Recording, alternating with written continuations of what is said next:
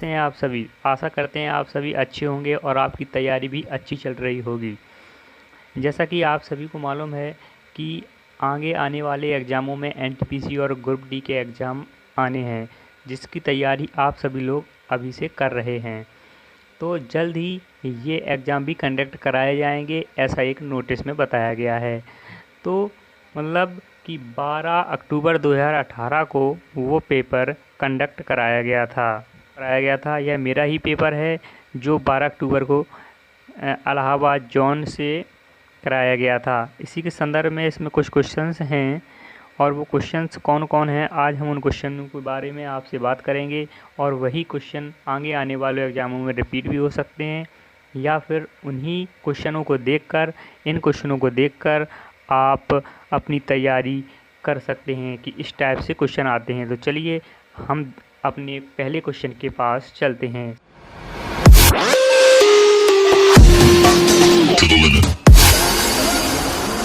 सबसे पहला क्वेश्चन है कि भारत के वर्तमान वित्त सचिव कौन है। उस समय ये क्वेश्चन आया था कि भारत के वर्तमान वित्त सचिव कौन हैं। तो उस समय हसमुख अढ़िया साहब वर्तमान वित्त सचिव थे। लेकिन अब आपको जानकारी, करंट अफेयर के साथ कुछ जानकारी होनी चाहिए कि अभी वित्त सचिव कौन है। अभी वित्त सचिव हैं देवाशीष पांडा अभी वित्त सचिव हैं। वित्त सचिव भारत के वित्त मंत्रालय का वरिष्ठ अधिकारी होता है। 1 रुपए के नोट पर ही वित्त सचिव के साइन होते हैं।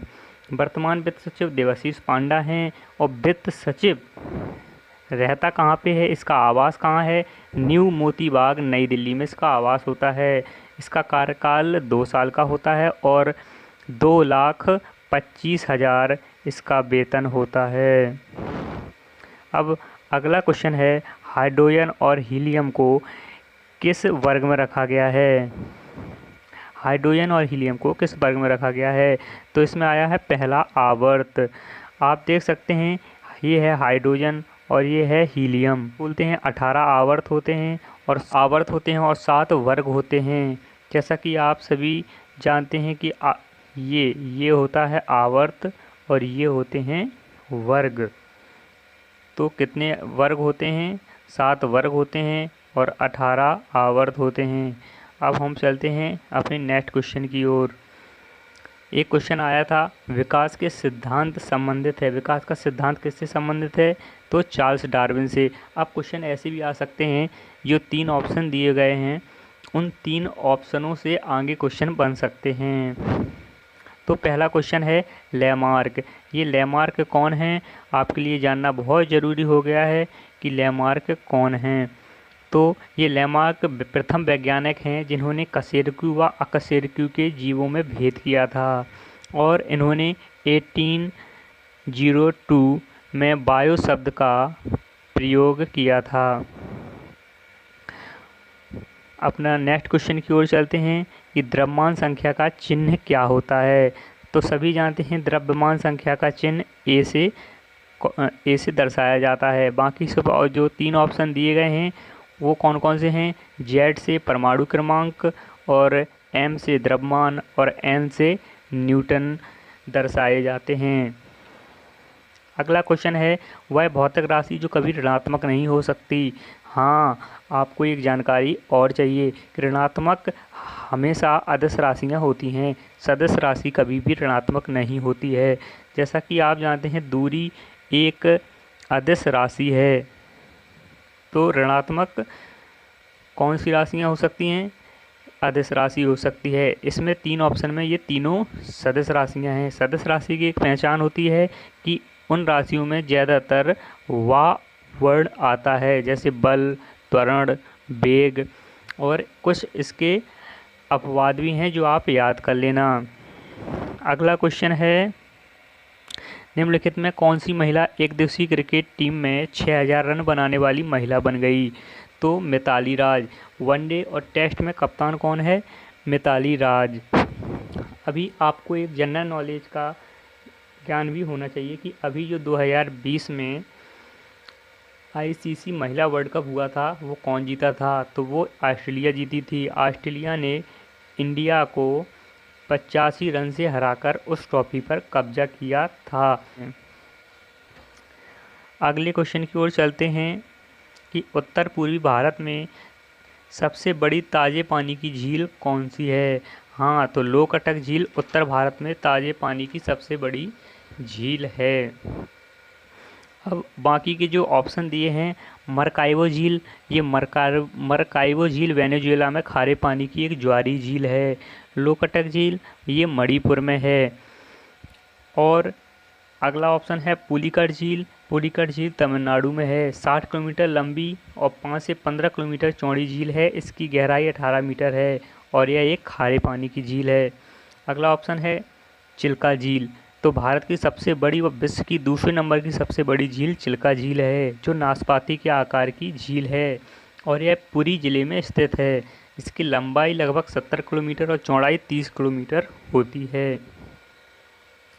और लोकटक झील के बारे में एक जानकारी और, यह झील पर तैरता हुआ द्वीप बना है केवल लामजाओ। इसका क्षेत्रफल 40 किलोमीटर है। और एक बहुत ही आसान और पॉपुलर क्वेश्चन अब आगे आया है कि बुल और बियर शब्द किससे संबंधित है? तो आप सभी जानते हैं कि बुल और बियर शेयर बाजार से संबंधित है। नेक्स्ट क्वेश्चन है कि लोकप्रिय टीवी शो इंडियन आइडल 9 का विजेता कौन है? तो इंडियन आइडल 9 ये कब हुआ था आपको जानकारी होनी चाहिए। ये इंडियन आइडल 9 2017 में हुआ था। LV रेवंत ये कौन है? लोला वेंकट रेवंत कुमार शर्मा भारतीय पार्श्व गायक व तेलुगु फिल्म गानों के लिए प्रसिद्ध होते हैं। 2017 में इंडियन आइडल सीजन 9 के विजेता भी थे। हमारा नेक्स्ट क्वेश्चन है कि वर्ष 2017 के Tata literature life time achievement पुरस्कार किसने जीता? तो गिरीश कर्नाड। हाँ, तो गिरीश कर्नाड ये भारत के जाने माने लेखक, अभिनेता, फिल्म निर्देशक व नाटककार हैं। कन्नड़ व इंग्लिश दोनों भाषाओं का इन्हें नॉलेज है।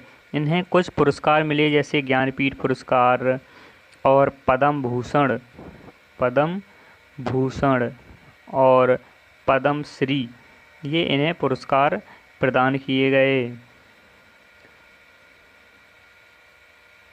नेक्स्ट क्वेश्चन है कि जलीय अणुओं द्वारा आकर्षित होने वाले समूह को क्या बोलते हैं? तो हाइड्रोफिलिक। इस प्रकार के क्वेश्चन ग्रुप डी में अक्सर पूछे जाते हैं। नेक्स्ट क्वेश्चन है कि यह विकल्प चुनें जो परिसंचरण तंत्र के बारे में सत्य नहीं है। हाँ, इसमें जो दूसरा ऑप्शन है वो सही नहीं है, क्योंकि मानव लाल रुधिर कणिका यानी कि RBC का जीवन काल 115 से 120 दिन का होता है। बिल्कुल सही है। एक वयस्क व्यक्ति में लगभग 6.8 लीटर रक्त होता है। बिल्कुल सही है। और रक्त लाल संयोजी एक संयोजी ऊतक है। रक्त एक तरल संयोजी ऊतक है, ये भी सही है। तो ये दूसरा नंबर गलत है। अगला एक बेसिक सा क्वेश्चन आ गया था कि यांत्रिक ऊर्जा और माइनस गतिज ऊर्जा बराबर स्थितिज ऊर्जा होती है। नेक्स्ट क्वेश्चन है इंदिरा गांधी नहर कहाँ से निकलती है? तो इसे सब लोग जानते हैं कि इंदिरा गांधी नहर हरके बांध से निकलती है। और ये हरके बांध कहाँ पर है? आप सभी को इसके बारे में जानकारी होनी चाहिए। हरके बांध ये तलवंडी के नेपालन पंजाब में स्थित है हरके बांध। और उकाई बांध ये सूरत ताप्ती नदी गुजरात में है। और इंदिरा सागर बांध ये राजस्थान में स्थित है, जिसे राजस्थान की मरु गंगा भी बोलते हैं। ये MP व्यापम में आया हुआ क्वेश्चन है। और सरदार सरोवर बांध यह भारत का दूसरा सबसे बड़ा बांध है जो नर्मदा नदी पर बना हुआ है और यह 138 मीटर ऊंचा है। गुजरात के नर्मदा जिले में स्थित है। आपको मालूम होना चाहिए कि सबसे बड़ा बांध कौन सा है, तो वो टिहरी बांध उत्तराखंड में है। हमारा नेक्स्ट क्वेश्चन है कि इनमें से इंग्लैंड की रानी को भारत की महारानी कब घोषित किया गया? 1877 में इंग्लैंड की रानी को पूरे भारत की महारानी घोषित कर दिया गया। और हमारा अंतिम क्वेश्चन है कि ब्रिटिश शासन के दौरान भारत में महिलाओं के अधिकार में सुधार किसने किया? तो जी हाँ दोस्तों, पंडित रमाबाई ने ब्रिटिश शासन के दौरान जब हमारा देश अंग्रेज़ों के अधीन में था उस समय महिलाओं के अधिकार में सुधार किया था।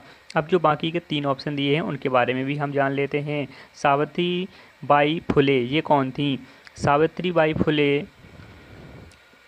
भारत की प्रथम महिला शिक्षिका थीं और यह समाज सुधारक भी थीं और यह मराठी कवयित्री भी थीं। इन्होंने अपने पति ज्योतिरादित्य गोविंदराव फुले के साथ मिलकर स्त्री के अधिकार व शिक्षा के संबंध में बहुत ही अच्छे कार्य किए थे और इन्हें महाराष्ट्र में मराठी काव्य का अग्रदूत भी माना जाता है और इनको जो पाला पोसा था वो महारानी लक्ष्मीबाई थीं। और हमारा दूसरा ऑप्शन है सरोजिनी नायडू। सरोजिनी नायडू का जन्म हैदराबाद में हुआ था। हाँ, वही हैदराबाद जो आंध्र प्रदेश में है। इनके पिता थे अघोषर नाथ चट्टोपाध्याय। 13 वर्ष की आयु में इन्होंने lady of the lake book लिखी। हैदराबाद के निजाम द्वारा प्रदान किए गए दान से ये सबसे पहले इंग्लैंड पढ़ने के लिए भेजा गया था और लंदन के किंग्स कॉलेज के बाद ये कैम्ब्रिज के निकटतम कॉलेज में भी पढ़ीं और इन्हें ही भारत की पहली महिला राज्यपाल के नाम से जाना जाता है। और ये कहाँ की राज्यपाल बनी थी? उत्तर प्रदेश की राज्यपाल बनी थी। हमारा लास्ट ऑप्शन है ताराबाई शिंदे। ये 19वीं सदी में जाति प्रथा का विरोध किया था, नारीवाद की बहुत ही अच्छा कार्य किया था। तो ये हमारे आज के कुछ क्वेश्चन हैं। आगे हम मैथ के क्वेश्चन और बाकी के कुछ बचे हुए जीके क्वेश्चन लेकर आएंगे।